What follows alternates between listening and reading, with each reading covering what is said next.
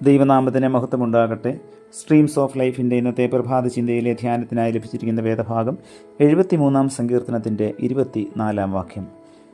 നിന്റെ ആലോചനയാൽ നീ എന്നെ നടത്തും, പിന്നത്തേതിൽ മഹത്വത്തിലേക്ക് എന്നെ കൈക്കൊള്ളും.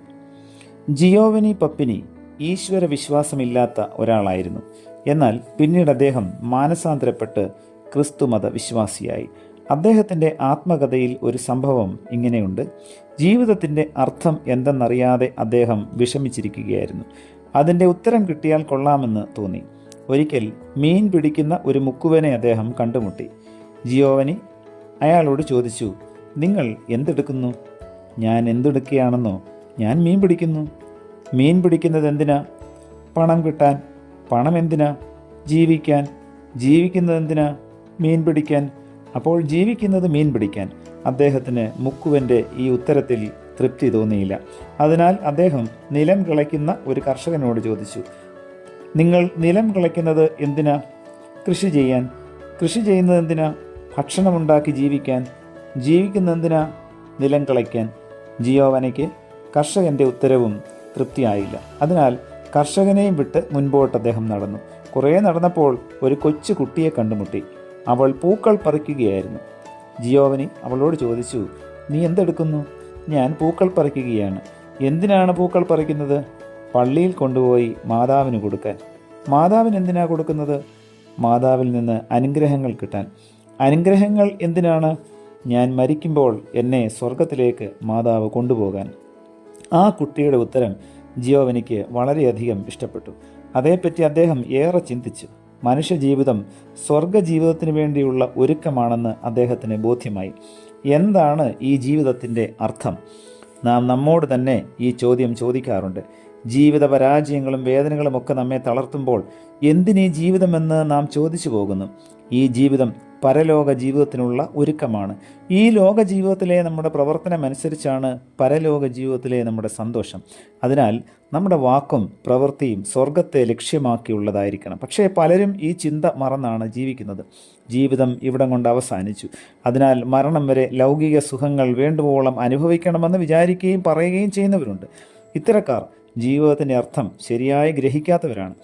ഇവർക്ക് ജീവിത മൂല്യങ്ങളെക്കുറിച്ച് വികലമായ കാഴ്ചപ്പാടാണുള്ളത്.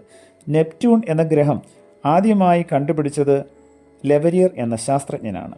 അദ്ദേഹത്തിൻ്റെ ഈ ശ്രമത്തെ അനുമോദിച്ചുകൊണ്ട് വളരെ പേർ അദ്ദേഹത്തിന് കത്തുകൾ അയക്കുകയുണ്ടായി. ഒരു കത്തിൽ ഇങ്ങനെ എഴുതിയിരുന്നു: ഭൂമിയുടെ 10 മടങ്ങ് വലിപ്പമുള്ള ഗ്രഹങ്ങളോടുകൂടി വസിക്കുന്ന അങ്ങയുടെ ഭാവനയ്ക്ക് അനുമോദനങ്ങൾ. അങ്ങയുടെ ഭാവന ഇനിയും ഉയർന്ന് പറക്കട്ടെ. അതിന് ശാസ്ത്രജ്ഞൻ അയച്ച മറുപടി ഇതായിരുന്നു: എത്രമാത്രം ഉയർന്നു പറന്നാലും എൻ്റെ ഭാവനയ്ക്ക് അത് അധികമല്ല. പറന്ന് അവസാനം സ്വർഗത്തിൽ എത്തിച്ചേരണമെന്നാണ് എൻ്റെ ആഗ്രഹം. പ്രിയമുള്ളവരെ, നമ്മുടെ ജീവിത മഹത്വം ലൗകിക മാത്രമല്ല. പണവും പ്രതാപവും പ്രശസ്തിയും നമ്മെ യഥാർത്ഥ ആനന്ദത്തിലേക്കും കൂട്ടിക്കൊണ്ടു പോകുകയില്ല. സഹനവും പീഡകളും വഴി നാം ഉത്ഥാനത്തിൽ എത്തുക. അതാണ് യേശുവിൻ്റെ ജീവിത ദർശനം.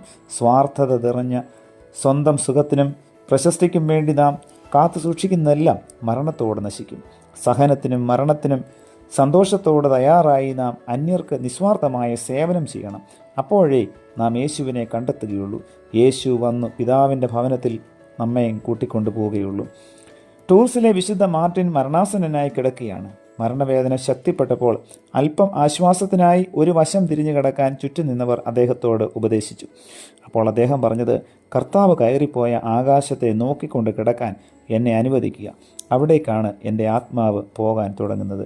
വിശുദ്ധൻ പറഞ്ഞതുപോലെ മരണസമയത്ത് നമുക്കും പറയാൻ കഴിയണം. അതിനായി നാം സ്വർഗോന്മുഖരായി ജീവിക്കണം. സ്വർഗത്തെ സ്നേഹിക്കുന്നവൻ സ്വർഗീയനായി ജീവിക്കുന്നു എന്നാണ് ഷേക്സ്പിയർ പറയുന്നത്. മഹാനായ റൂദർഫോർഡിൻ്റെ അഭിപ്രായത്തിൽ സ്വാർത്ഥതയിൽ നിന്നും ലോക വ്യഗ്രതകളിൽ നിന്നും അകലും തോറും നാം സ്വർഗത്തോട് അടുക്കുന്നു എന്നാണ്. അതിനാൽ പ്രിയമുള്ളവരെ, ഇന്ന് കേട്ട ഈ വചനത്തിൻ്റെ അടിസ്ഥാനത്തിൽ നമ്മുടെ ജീവിതത്തെ ഒന്ന് പരിശോധിച്ചുകൊണ്ട് നമ്മുടെ ജീവിതം സ്വർഗരാജ്യത്തിന് നമ്മെ അവകാശികളാക്കുന്നുണ്ടോ? ഏതെങ്കിലും ഭാഗത്ത് നമ്മുടെ ജീവിതത്തിൽ വീഴ്ചകൾ വന്നിട്ടുണ്ടോ എന്ന് പരിശോധിക്കുവാനായിട്ടുള്ള ഒരു സമയം ദൈവം നമുക്ക് നൽകിയിരിക്കുകയാണ്.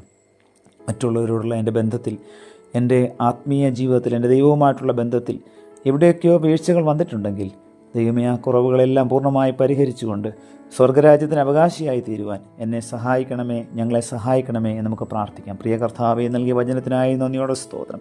ഞങ്ങളുടെ ജീവിതത്തിൻ്റെ കുറവുകളെ കണ്ടെത്തുവാനും ഞങ്ങളുടെ ഏതെങ്കിലും കുറവുകൾ സ്വർഗരാജ്യത്തിൽ നിന്ന് ഞങ്ങളെ അകറ്റിക്കളയുന്നുവെങ്കിൽ ദൈവമേ, അതിനെ പൂർണ്ണമായി പരിഹരിച്ചുകൊണ്ട് ദൈവരാജ്യത്തിന് അവകാശികളായി തീരുവാനും ഇന്നത്തെ വചന കേൾവിയിലൂടെ ഞങ്ങളെ അവിടുന്ന് സഹായിക്കണമേ.